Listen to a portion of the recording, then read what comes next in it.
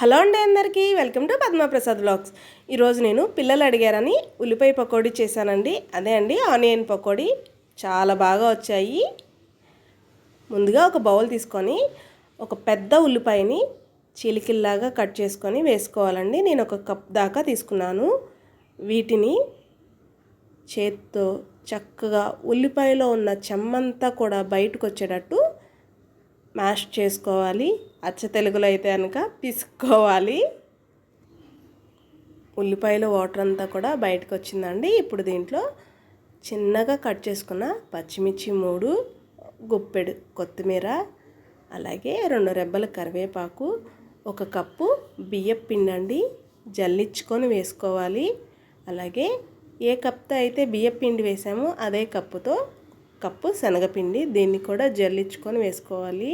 రుచికి సరిపడా ఉప్పు, 1/2 టీ స్పూన్ దాకా పసుపు, 1/2 టీ స్పూన్ కారం. పిల్లల కోసం కాబట్టి నేను స్పైసెస్ అన్నీ కూడా చాలా తక్కువ వేస్తున్నానండి. 1/2 టీ స్పూన్ దాకా అల్లం వెల్లుల్లి పేస్ట్. ఇప్పుడు దీన్ని ఓపిక్గా ఒక 5 నిమిషాలు కలిపితే ఉల్లిపాయలో ఉన్న చెమ్మతో పకోడీ మిశ్రమాన్ని రెడీ అయిపోతుంది. మీకు వాటర్ అసలు అవసరం ఉండదు. కావాల్సి వస్తే జస్ట్ చెయ్యి తడి చేసుకోండి. అంతకుమించి వాటర్ పోస్తే కనుక పకోడీ మెత్తగా వచ్చేస్తుంది, నూనె పీల్చేస్తుంది. చూడండి, నేను కొంచెం టైం పట్టింది కానీ ఉల్లిపాయలో ఉన్న చెమ్మ సరిపోయిందండి. మీకు కావాల్సి వస్తే చెయ్యి తడి చేసుకోండి కానీ వాటర్ పోయొద్దు, నూనె లాగేస్తాయి.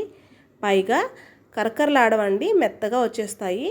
నూనె బాగా వేడెక్కాక చేత్తో నేను చూపిస్తున్నాను చూడండి, ముద్దలాగా కాకుండా గుల్లగా తీసుకోవాలి. చేత్తో మనం తీసుకునేది కూడా నిదానంగా అలా వేళ్ళ మధ్య నుండి వదలాలి.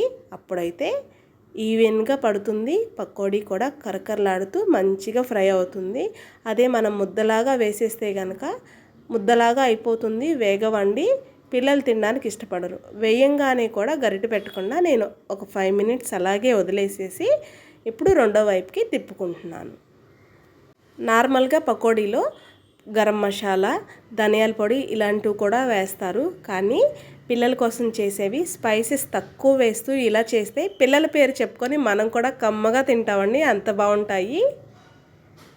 ఒకవైపు చక్కగా వేగిపోయినాయి. ఇప్పుడు రెండో వైపు కూడా వేయించేసుకుంటున్నాను. పకోడీని బాగా వేగనివ్వకూడదండి.